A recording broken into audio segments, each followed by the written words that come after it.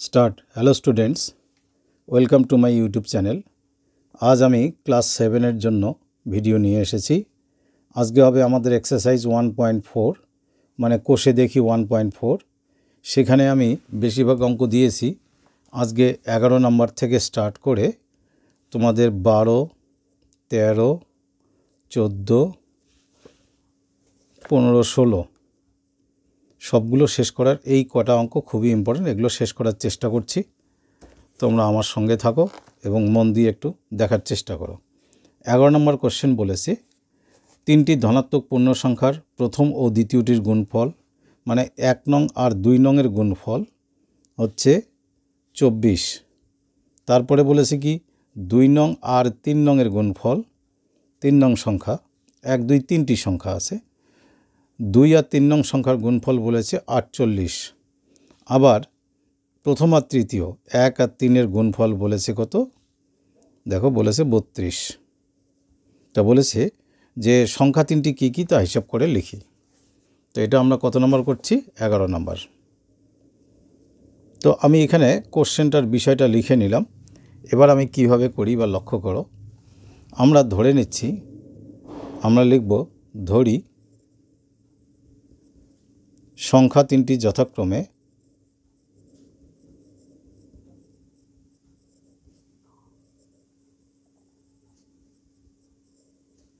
বড় হাতের এ ধরলাম, পরেরটা বি ধরলাম, পরেরটা সি, যথাক্রমে এ বি ও সি লিখতে হয়, এ বি সি লিখলাম। তো আমি বোঝার জন্য তোমাদের লিখেছি 1 গুণন 2 ছিল 24। তার মানে কি লিখতে পারি? অতএব এ গুণন বি, এটার মান ছিল কত? 24।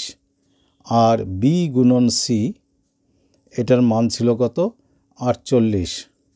আর যদি বলি এ গুণন 3 নং মানে সি, এটা ছিল 32। এই তিনটে রাশিকে যদি একসঙ্গে আমরা গুণ করি তাহলে আমরা কি পাবো? এখানে ছোট্ট করে লিখে দাও, গুণ করে পাই। মানে লেখার নিয়মটা কেমন হবে দেখো। তিনটাকে যদি গুণ করি, তোমরা এখানে লক্ষ্য করো, এ দুবার আছে, 1 আর 1 দুবার। তো একে এ দিয়ে গুণ করলে নিশ্চয়ই আমরা এ স্কোয়ার পাবো। তেমনি বিকে বি দিয়ে গুণ করলে পাবো কি? B square. আর সিকে সি দিয়ে গুণ করলে পাবো কি? C square. তার মানে আমরা প্রথম সংখ্যার বর্গ গুণন দ্বিতীয় সংখ্যার বর্গ গুণন তৃতীয় সংখ্যার বর্গ, তিনটার বর্গ কি গুণফল পাবো? আমরা এই তিনটে জিনিসের গুণফল, মানে কি 24 গুণন 48 গুণন 32। তো যদি আমি এই বর্গটা তুলে দেই তাহলে শুধু এ বি আর সি এর যদি গুণফল করি, তার মানে এদিক থেকে আমার এই যে বর্গ চিহ্নটা উঠে যাচ্ছে, মানে এদের বর্গ যদি তুলে দিই ওদিকে গিয়ে কি হয়? বর্গমূল। আর বর্গমূল চিহ্ন তো এভাবে দিতে হয়, তোমরা জানো। তাহলে কি লিখলাম? 24 গুণন 48 গুণন 32-এর বর্গমূল। তো বর্গমূল করার, যেটা গুণ পদ্ধতিতে বর্গমূল করা, এটাকে ভাঙলে কি কি পাই দেখো। 24কে অ্যাকচুয়ালি খুব ছোট ছোট সংখ্যা দিয়ে ভেঙে করা উচিত। এখানে একটা সহজ বুদ্ধি আছে। 24কে যদি আমি ভেঙে নিয়েছি, 4 গুণন 6 করতে পারি। আর পরেরটাকে 48কে কী করতে পারি? 6 গুণন 6 গুণন 6 8 48, 8। আর 32কে আমি কি করতে পারি? 32কে আমি ভাঙতে পারি 8 গুণন 4। কি সুবিধা আমার তাতে লক্ষ্য করো, ধীরে ধীরে দেখে যাও, তাহলে ভালো করে বুঝতে পারবে। 4 দুবার আছে গুণ, তাহলে 4-এর বর্গ লিখতে পারি, এটাকে স্কোয়ার বা বর্গ বলে। 6 দুবার আছে, লক্ষ্য করো, 6-এর বর্গ। আর 8 দুবার আছে, 8-এর বর্গ। তো যাদের মাথায় যে বর্গ চিহ্ন আছে তাদের যদি আবার এই যে বর্গমূল, মানে এই রুট করতে চাই, তাহলে বর্গগুলো উঠে গিয়ে এদের গুণফল আমাদের কি পাবো? 4 গুণন 6 গুণন 8 পেলাম। এটা কিসের গুণফল পেলাম? এই যে সংখ্যা তিনটি এ বি আর সি এর গুণফল। তো এবার লক্ষ্য করো, তোমরা যদি এই লাইনটাতে 3টি সংখ্যার গুণফল আছে, আর এই প্রথম লাইনটাতে দেখো 2টি সংখ্যার এ আর বি এর গুণফল আছে। তো যদি আমরা এই 3টির গুণফলকে প্রথম 2টির গুণফল দিয়ে ভাগ করি, আমি এখানে ভাগ করছি, অতএব এ গুণন বি গুণন সি, একে আমরা এ আর বি এর গুণফল দিয়ে ভাগ করছি। তো এই তিনটের গুণফল পেয়েছি আমরা, এই যে এই অংশটা পেয়েছি, কি পেয়েছি 4 গুণন 6 গুণন 8। আর এ আর বি এর গুণফল আমরা কত পেয়েছিলাম, মানে বইয়ে দেওয়া আছে 24। এখানে দেখে নাও, এই যে এ আর বি এর গুণফল 24 আছে। তো 4 দিয়ে 6 আর 6 দিয়ে 6, আর এখানে দেখো এ আর এ কাটলো, গুণ চিহ্ন আছে, কাটতেই পারে, তো বা কাটা যায় আর কি। তাহলে সি এর মান কত পেলাম 8, মানে তৃতীয় সংখ্যাটা 8 পেলাম। এবার দেখো তোমাদের দ্বিতীয় লাইনটা দেখো, বি আর সি এর গুণফল আছে 48, এই লাইনটাতে দেখো। তাহলে যেহেতু বি গুণন সি আছে কত, বি গুণন সি, আমি এখানে ইকুয়াল টু দেবো না, একে যদি আমি সি দিয়ে ভাগ করি, বি গুণন সি আছে 48, তাকে এই সি দিয়ে, এই সি এর মান দিয়ে ভাগ করলাম 8, 8 দিয়ে যদি কাটি 6 8 48, এখানে সি আর সি কাটলো, তার মানে আমি বিটাকে কত পেলাম 6 পেলাম। দেখো সি পেয়েছি, বি পেয়েছি। আবার লক্ষ্য করো, গোড়ায় চলে আসো একটু, এ আর বি এর গুণফল কত আছে 24, তার মধ্যে আমি বি পেয়ে গেছি। তাহলে আমি আবার এভাবে লিখতে পারি, আবার ওপরে লিখলাম এ গুণন বি আর নিচে শুধু বি। এ গুণন বি, এ গুণন বি আমরা 24 পেয়েছি, 24 পেয়েছি মানে বইয়ে দেওয়া আছে প্রথম দুটি সংখ্যার গুণফল 24, 24 লিখলাম। আর বি আমরা এখানে কত পেলাম 6, 6 দিয়ে যদি কাটি কত হলো 4, আর এখানে বি দিয়ে বি কাটলো, তার মানে আমি এ পেলাম কত 4। একটু মার্ক করে দেই তোমাদের, এ পেলাম 4, বি পেলাম 6, আর সিকে পেয়েছি কত 8। তাহলে প্রথম সংখ্যা 4, দ্বিতীয় সংখ্যা 6, তৃতীয় সংখ্যা 8। এবার তোমরা লিখবে অতএব, ক্লিয়ার করে উত্তর লিখবে, সবসময় উত্তর ক্লিয়ার করে লেখার চেষ্টা করবে। অতএব প্রথম সংখ্যা ইকুয়াল টু 4, এখানে লিখবে দ্বিতীয় সংখ্যা, এখানে কমা কমা দাগ দিলেই হবে, দ্বিতীয় মানে আমরা বি কত পেয়েছি 6, আর তৃতীয় সংখ্যা বা তৃতীয় বানানে লিখবে, তৃতীয় সংখ্যা আমরা সি কত পেয়েছি 8। তাহলে এই তিনটেই হলো উত্তর, এটাকে এরকম হাইলাইট করে দিবে, সেকেন্ড ব্র্যাকেট দিয়ে এখানে আনসার লিখবে। তাহলে এই হলো আমাদের 11 নম্বর কোশ্চেনের আনসার। এইবার চলে আসি আমরা 12 নম্বরে। 12 নম্বরের কোশ্চেন কি আছে, আগে কোশ্চেনটা পড়ি। কোশ্চেন আছে এখানে, শিবাজি সংঘের ক্লাবে যতজন সদস্য আছে প্রত্যেক সদস্য সংখ্যার প্রত্যেকে কী করলো, সদস্য সংখ্যার 5 গুণ চাঁদা দিয়েছে। 5 গুণ দেওয়ার ফলে মোট চাঁদা উঠেছে কত 5,15,205 টাকা, মানে এরকম টাকা উঠেছে 515,205 টাকা। যতজন সদস্য তত টাকা করে দিলে বর্গমূল করলেই হয়, কিন্তু যতজন সদস্য প্রত্যেকে তার 5 গুণ দিয়েছে, এই যে 5 গুণ দেওয়ার ফলে এই টাকাটা যে উঠলো, আমরা আগে 5 দিয়ে এটাকে ভাগ করে নেব। তাহলে আমরা ভাষাটা এইভাবে লিখব, যতজন সদস্য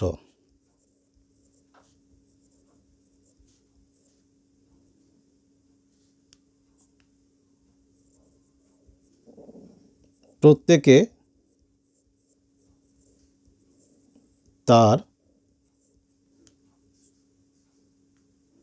5 গুণ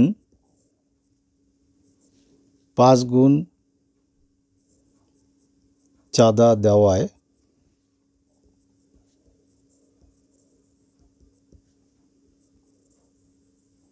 মোট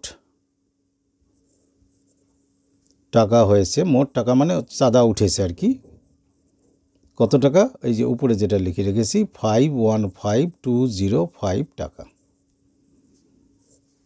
তাহলে যদি যতজন সদস্য প্রত্যেকে তত টাকা দেয়, 5 গুণ যদি বাদ দিই আমি, অতএব যতজন সদস্য, এই ভাষাগুলো একটু প্র্যাকটিস করবে, প্রত্যেকে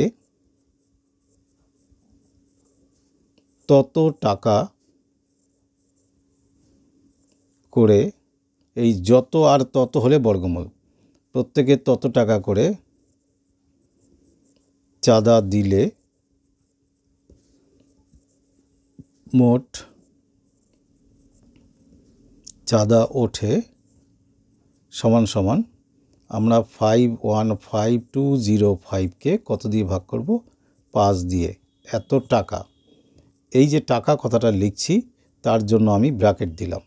তো এটা 5 দিয়ে ভাগ করে আমি যেটা দেখেছি হয়েছে কত? 103,041 টাকা।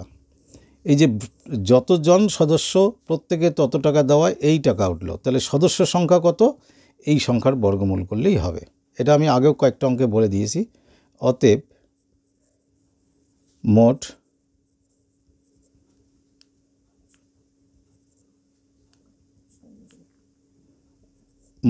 সদস্য সংখ্যা = 103,004 এর বর্গমূল। এই লাইনটা বিশেষ করে মনে রাখবে। বর্গমূল মানে আমাদের এই চিহ্ন দিতে হয়। 103,041 হবে, একটা সংখ্যা কম লিখেছি, 103,041। তো এর বর্গমূল হচ্ছে কত সেটা আমরা একটুখানি এখানে পাশে করে দেখাবো। 103,041। তো আমি এভাবে দাগ দেওয়া বলেছি তোমাদের, বাঁ দিক থেকে জোড়া কাটতে হবে। এই 1 জোড়া, 2 জোড়া, 3 জোড়া। তো এই 10 মিলাতে গেলে কোন সংখ্যাকে সেই সংখ্যা দিয়ে গুণ করলে 10 হয়? তোমরা তো জানোই। 3 দিয়ে 3 3 কত? 9। 9 মাইনাস করলে 1। 3-এর দ্বিগুণ এখানে আনতে হবে। কত আনতে হবে তাহলে? 3-এর দ্বিগুণ। 3-এর দ্বিগুণ কিন্তু কত আনবো? 6। এখানে 1 আসলো, পরের জোড়া কাটবে 130। এখানে কি এমন সংখ্যা দেব যে সংখ্যা দিয়ে সেটা এখানেও দিব, দিয়ে এই লাস্টের সংখ্যা দিয়ে এই দুটোকে গুণ করলে যেন 130 এর কাছাকাছি আসে।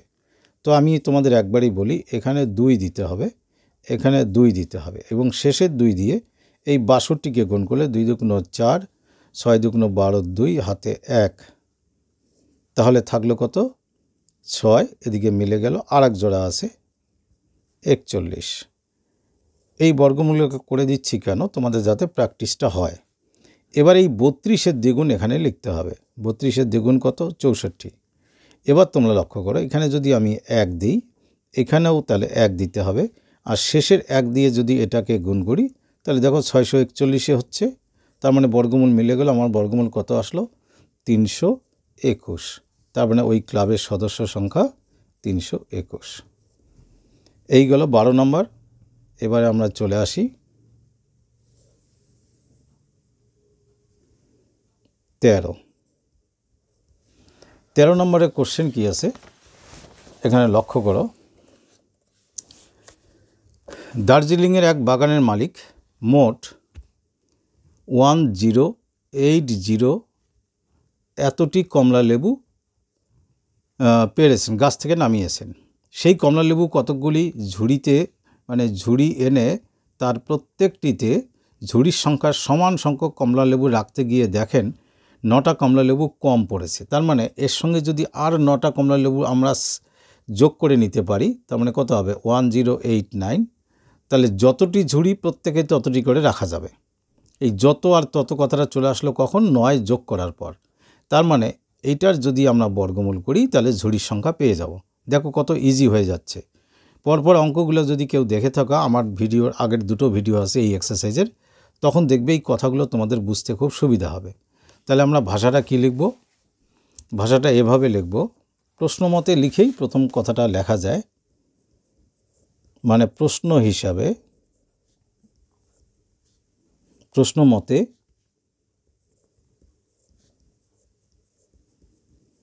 যতগুলি ঝুড়ি আছে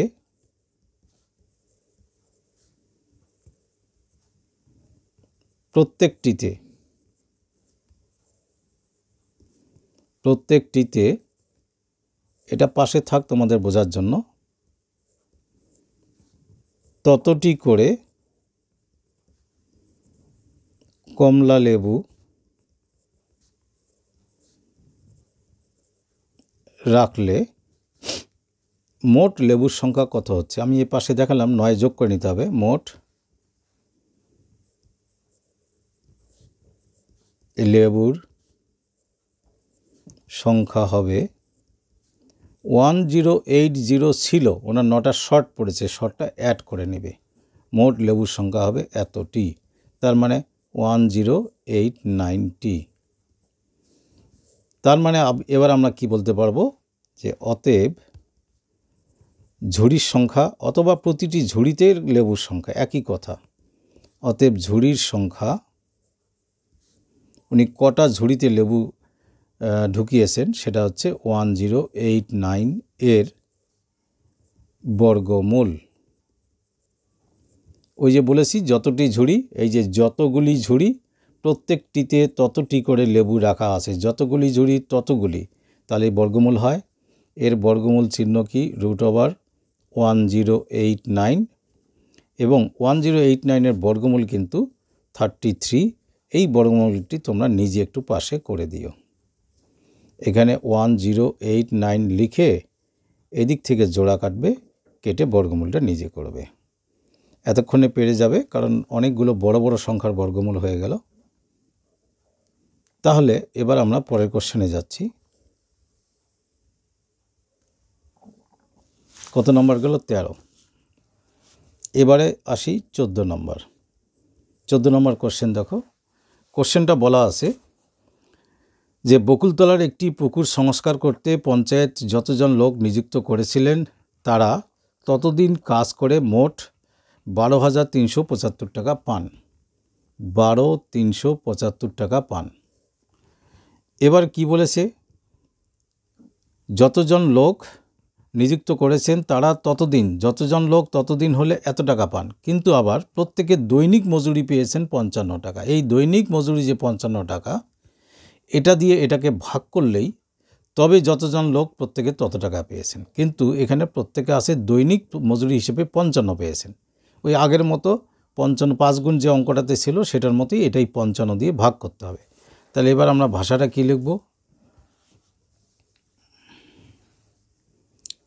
এরকম লিখতে পারো তোমরা প্রশ্ন মতে। একটু যদি ভাষা কম লেখো, কারণ অনেকে তো একদমই লেখে না, তাহলে কমসে কম ভাষা লিখলে এটা লিখবে প্রত্যেকে প্রশ্ন মতে যতজন লোক ছিল প্রত্যেকে তত টাকা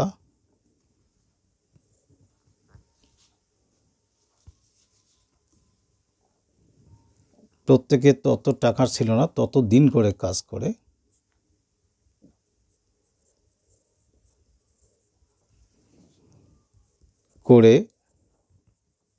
কাজ করে মোট কত টাকা পায়? 12,375 টাকা পায়। এবং এর মধ্যে প্রত্যেকের দৈনিক মজুরি কত দেওয়া আছে এর ভেতরে, এবং প্রত্যেকের দৈনিক মজুরি 55 টাকা। তাহলে আগে এটাকে 55 দিয়ে ভাগ করলে যতজন লোক প্রত্যেকে তত টাকায় চলে আসবে। অতএব যদি আমরা লোক সংখ্যা বের করতে চাই, অতএব লোক সংখ্যা বা ওই ক্লাবের সদস্য সংখ্যা যারা মজুরি দিয়েছিল ইকুয়াল টু, তাহলে 12,375 ভাগ, এই যে প্রত্যেকে আবার দৈনিক মজুরি হিসেবে 55 টাকা পায়, এই 55 টাকা ভাগ করতে হবে এত এর বর্গমূল। তো তোমরা এটা 55 দিয়ে যদি এটাকে ভাগ করো, দেখবে ভাগফল যেটা আমি করে দেখেছি এসছে কত? 225। এই ভাগফলটা 225, তাহলে এত এর বর্গমূল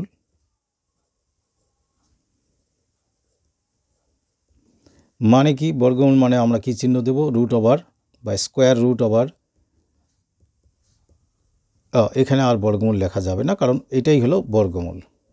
তো 225-এর বর্গমূল হচ্ছে, তোমরা এমনি মুখে মুখে 15 বলতে পারো। কেন বলতে পারো? কিছু কিছু সংখ্যার বর্গমূল তোমাদের মুখস্থ রাখতে হবে। যেমন 1 এর বর্গ হচ্ছে 1, 2 এর বর্গ হচ্ছে 4, 3 এর বর্গ হচ্ছে 9, 4 এর বর্গ হচ্ছে 16। এভাবে তো 10 অবধি জানো। এবার কি করবে তোমরা? 20 অবধি বা 30 অবধি, পারলে 30 অবধি মুখস্থ রাখবে। যেমন 11 এর বর্গ মানে 11 square equal to 121, 12 square equal to 144, 13 square equal to 169, 14 square equal to 196, 15 square equal to 225, 16 square equal to 256। এভাবে তোমরা না 20 অবধি লিখে মিনিমাম 20 অবধি আগে মুখস্থ করো, তারপরে আস্তে আস্তে পরেরগুলো 30 অবধি বা 32 অবধি বিশেষ করে মনে রাখতে হয়। তা এইগুলো আমাদের কত নম্বর গেল? এটা 14 নম্বর। এবার 15 নম্বর আর 16 নম্বর একটু এক্সট্রাঅর্ডিনারি, এটা একটু টাইম লাগবে, খুব মনোযোগ দিয়ে শুনবে। তাহলে চলে আসি 15 নম্বরে। 15 নম্বরে একটা কথা বলেছে, দেখো যে কতগুলো সংখ্যা দিয়েছে। প্রথমে দিয়েছে যে 12, 18 আর আছে কত 30। বলছে 3টি সংখ্যা দ্বারা বিভাজ্য 4 অঙ্কের বৃহত্তম পূর্ণবর্গ সংখ্যা। 4 অঙ্কের বৃহত্তম, শুধু 4 অঙ্কের বৃহত্তম সংখ্যা না, পূর্ণবর্গ সংখ্যা। পূর্ণবর্গ সংখ্যা মানে যার বর্গমূল পূর্ণ সংখ্যায় হয়। যেমন এই যে এই সংখ্যাগুলো দেখছো তোমার ডান দিকে, এখানে যে সংখ্যাগুলো দেখছো সবগুলো পূর্ণবর্গ, কারণ 256 বর্গমূল পূর্ণ সংখ্যায় 16 হবে, 225-এর বর্গমূল 15 হবে। অর্থাৎ কোনো সংখ্যার বর্গ করার পর যাকে পাবো সেটা একটা পূর্ণবর্গ সংখ্যা। যাই হোক, তো আমাদের এই 3টি দ্বারাই বিভাজ্য আবার 4 অঙ্কের বৃহত্তম সংখ্যা বের করতে হবে, যেটি হবে পূর্ণবর্গ সংখ্যা। ধাপে ধাপে এগিয়ে যাই। এই 3টি সংখ্যা দ্বারা বিভাজ্য কোনো সংখ্যা বের করতে গেলে এদের লসাগু লাগবে। তো লসাগু আগে করি। 12, 18, 30। লসাগু তোমরা জানো, তাও করে দিচ্ছি। 2 হলে এখানে 6, 2 দিয়ে করলে 9 দুগুণ 18, 15 দুগুণ 30। আবার যদি 2 দিয়ে করি, এটা 3, 2 দিয়ে এখানে যাওয়ার দরকার নেই, মানে দুটো সংখ্যা যাচ্ছে না। 3 দিয়ে করি। 3 দিয়ে করলে 2, 3 তিরিক্ষে 9, 3 পাশে 15। তাহলে অতএব 12, 18 ও 30 এর লসাগু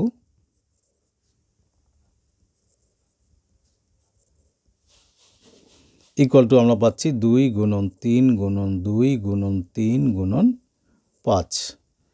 তো এই লসাগুটার মধ্যে একটা ব্যাপার দেখো, এমনি গুণ করলে গুণফল আসবে কত? 5 দুগুণ 10, 3 তিরিক্ষে 9, 9 দুগুণ 18, 180। কিন্তু এই সংখ্যাগুলি আর একটা অর্থে লিখি আমি। দেখো 2 আসে 2 বার, তার মানে 2 স্কোয়ার লিখলাম। 3 আসে 3 বার, 3 স্কোয়ার। আর 5 আসে একা, তার মানে এই যে 180 যে সংখ্যাটি পেলাম সেটা কিন্তু পূর্ণবর্গ না, কারণ 5-এরও যদি স্কোয়ার হতো তাহলেই পূর্ণবর্গ হতো। তার মানে এই যে 12, 18, 30 দিয়ে যাকে যে সংখ্যাটি ক্ষুদ্রতম সংখ্যা বিভাজ্য সেটা 180, কিন্তু সেটি পূর্ণবর্গ নয়। তাহলে পূর্ণবর্গ যদি এই 3টি সংখ্যা দ্বারা বিভাজ্য সবথেকে ছোট পূর্ণবর্গ সংখ্যা যদি আমরা খুঁজি, তাহলে সেটা কোনটা হবে? মানে ক্ষুদ্রতম পূর্ণবর্গ সংখ্যা। এই 3টি দ্বারাই বিভাজ্য, ভাষাটা পুরো লিখলাম না। ক্ষুদ্রতম পূর্ণবর্গ সংখ্যা, কথাটা মনে রাখবে। 12, 18, 30 দ্বারা বিভাজ্য ক্ষুদ্রতম পূর্ণবর্গ সংখ্যা যদি আমরা খুঁজি, সেটা হবে কি? দেখো কথাটা চিন্তা করো।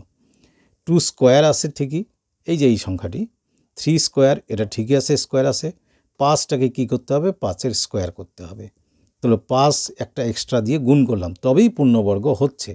তো 180-কে 5 দিয়ে গুণ করলে হবে 900। তার মানে এই যে 3টে সংখ্যা আছে 12, 18, 30, এদের দ্বারা বিভাজ্য পূর্ণবর্গ সংখ্যা যেটা সবথেকে ছোট পূর্ণবর্গ সংখ্যা হচ্ছে কোনটা? 900। কিন্তু আমাদের কি চেয়েছে? 4 অঙ্কের বৃহত্তম সংখ্যা চেয়েছে। তো 900 তো 3 অঙ্কের সংখ্যা, আমাদের 4 অঙ্কে নিয়ে যেতে হবে। এবার তোমরা একটা কাজ করো, 900-কে যদি আমরা এরপরে কোনো সংখ্যা দিয়ে গুণ করলে, একে আমরা যত সংখ্যা দিয়ে গুণ করি না কেন সেই গুণফলগুলি কিন্তু এদের 3জন দ্বারা বিভাজ্য হবে। এটা মাথায় রাখবে, লসাগুর নিয়ম তাই। একে যতবার গুণ করি, যত পরের সংখ্যা দিয়ে, প্রত্যেকটাই এদের দ্বারা বিভাজ্য হবে। তো 900-কে 1 দিয়ে তো নয়, 1-এর স্কোয়ার, যেহেতু পূর্ণবর্গ করতে বলছে, 1-এর পূর্ণবর্গ মানে 1-এর স্কোয়ার, 1-এর স্কোয়ার দিয়ে যদি গুণ করি, তাহলে 900 ইন্টু 1-এর স্কোয়ার 1 ইকুয়াল টু 900। তো এটা তো আমাদের হচ্ছে না, জন্য আমরা পরেরগুলো ট্রাই করছি। 900-কে দিয়ে 2 দিয়ে গুণ করি, সেটাও এই 18 কত যেন ছিল 12, 12, 18, 30 দিয়ে বিভাজ্য। 12, 18, 30 দিয়ে বিভাজ্য, 2 দিয়ে গুণ করলে। কিন্তু পূর্ণবর্গ পেতে গেলে 2 নয়, 2-এর স্কোয়ার দিয়ে গুণ করতে হবে। 2-এর স্কোয়ার কত? 4। 4 দিয়ে 900কে গুণ করলে কত হবে? 3600। 3600 পূর্ণবর্গ হলো, 4 অঙ্কের সংখ্যা হলো, কিন্তু 4 অঙ্কের তো এটা প্রথমের দিকের সংখ্যা। দেখি বড় সংখ্যা কী পাই। বড় সংখ্যা পেতে গেলে 900কে আরও একটুখানি গুণ করে দেখি 3 দিয়ে, তবে 3 নয়, 3-এর স্কোয়ার দিয়ে, কারণ আমরা পূর্ণবর্গ করছি। তো 3-এর স্কোয়ার 9, 9 দিয়ে 900কে গুণ করলে 9 নং 81, 8100 হবে। তো 900কে আর একটা দিয়ে গুণ করে দেখি 4-এর স্কোয়ার। 4-এর স্কোয়ার মানে 16, 16 দিয়ে যদি গুণ করি, এই 4-এর স্কোয়ার শুধু 4 দিয়ে তো করবো না, পূর্ণবর্গ পেতে গেলে 4-এর স্কোয়ার। তো 900কে যদি আমি 16 দিয়ে গুণ করি, তাহলে 0 0 6 নং 54, 540, 5400, 1 দিয়ে করলে 900, এই ঘর কাটা, 0 0 4, 9 আর 5 14, তাহলে পেলাম আমরা কত? 14400। তো আমরা 900-র গুণিতক হিসাবে, পূর্ণবর্গ গুণিতক হিসাবে প্রথম পেলাম 900কে, দ্বিতীয়বার পেলাম 3600, তারপরে 8100 বা 8100, তারপরে 14400। কিন্তু এটা গুণে দেখো 1 2 3 4 5, এটা 5 অঙ্কের সংখ্যা হয়েছে, চলবে না। আমাকে 4 অঙ্কের সংখ্যা দুটো পেয়েছি, তার মধ্যে যেটা সব থেকে বড় সেটাই নেব। তাহলে কোনটা হবে? এটাই। তখন লিখবে অতএব নির্ণেয় 4 অঙ্কের বৃহত্তম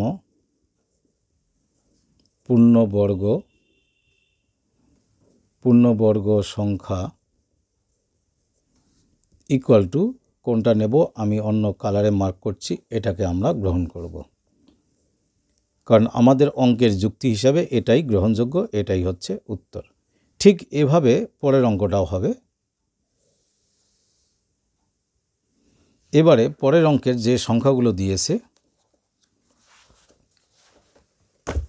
আমরা দেখছি যে কি কি সংখ্যা এখানে দিয়েছে। এবার দিয়েছে দেখো তোমরা 16 নম্বর, প্রথমে দিয়েছে 8, তারপরে দিয়েছে 15, তারপরে দিয়েছে 20, তারপরে দিয়েছে 25। তা বলেছে 5 অঙ্কের কোন ক্ষুদ্রতম সংখ্যা। এবার 4 অঙ্কের থেকে আমরা পার হয়ে 5 অঙ্কে যাব, যারা হচ্ছে এদের দ্বারা বিভাজ্য কোন পূর্ণবর্গ সংখ্যা। তা আগে এটা লসাগু তো করতেই হবে। তো আমরা এটা আবার শুরু করি। 8 15 20 25, এর লসাগু করতে গেলে প্রথমে তোমরা 5 দিয়ে দিতে পারো। 8 গেল, 3 পাশে 15, 4 পাশে 20, 5 পাশে 25।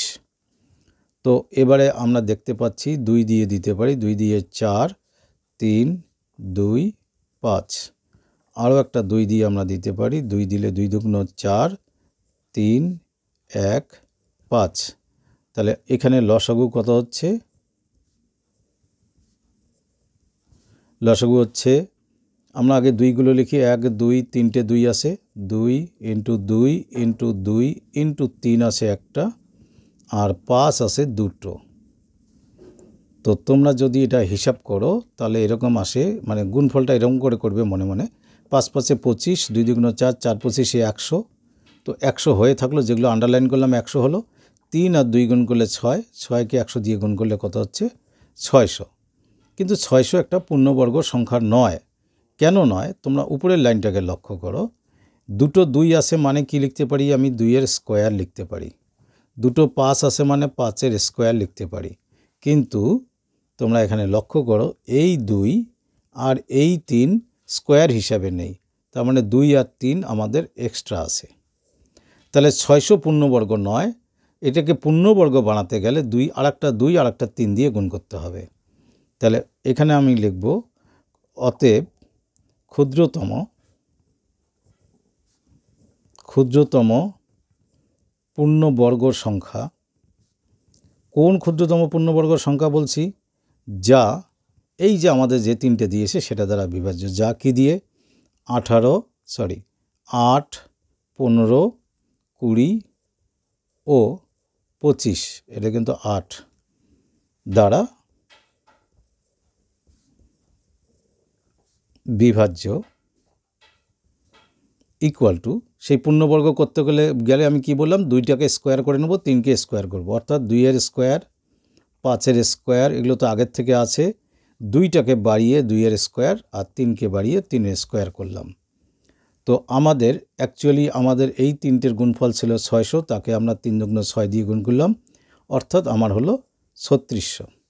তাহলে 3600 এমন একটি ক্ষুদ্রতম পূর্ণবর্গ সংখ্যা যা হচ্ছে এদের দ্বারা বিভাজ্য। কাকে কাকে দ্বারা বিভাজ্য? 8, 15, 20, 25 দ্বারা।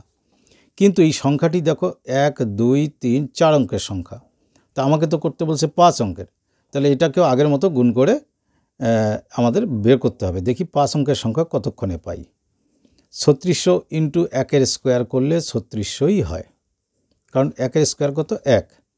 3600 ইন্টু 2-এর স্কোয়ার দিয়ে যদি গুণ করি, মানে 4 দিয়ে, তাহলে 0 0 4 6 24, 4 হাতে 1, 3 4 12, 13 14, 14,400।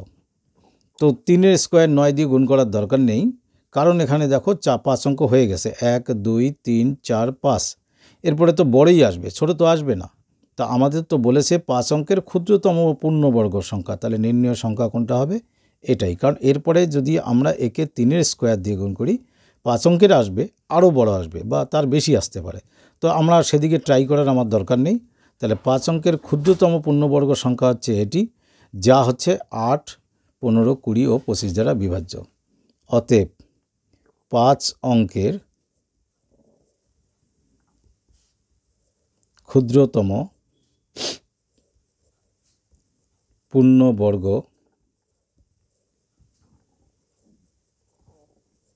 সংখ্যা যা 8,